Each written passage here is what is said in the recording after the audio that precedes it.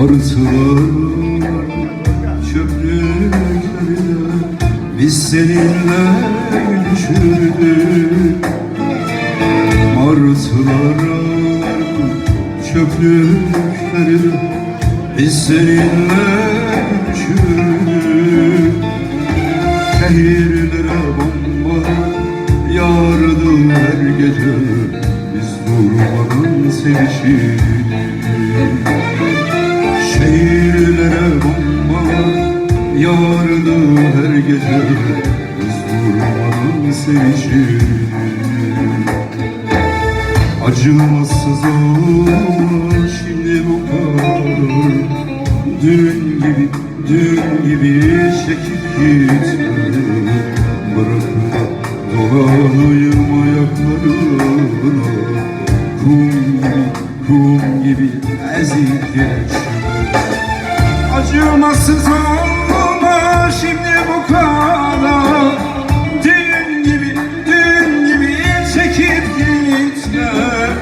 Bırak da dolanayım ayaklarına, kum gibi ezip geçme.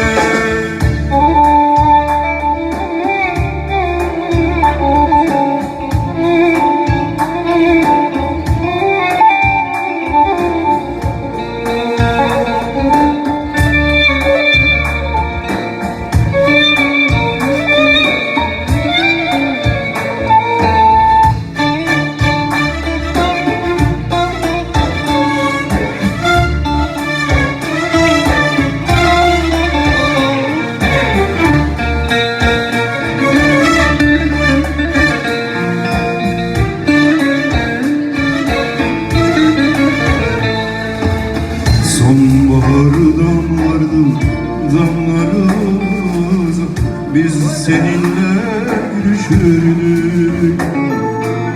Sonbahardan vardım damlarımıza, biz seninle gülüşürdük. Aydınlansın diye şu kirli yüzler, biz durmadan savaşırdık. Aydınlansın diye şu kirli yüzler, biz durmadan savaşırdık. Acımasız olma şimdi bu kadar, dün gibi çekip gitme. Bırak da dolanayım ayaklarına, kum gibi ezip geçme. Acımasız olma şimdi bu kadar, dün gibi çekip gitme. Bırak da sarılayım ayaklarına, kum gibi ezip geçme. Evet, teşekkürler. Hoş geldiniz değerli misafirler. Bu arada ölümsüz Üstad Ahmet Kaya'yı anmış olduk 19. yıl dönümünden.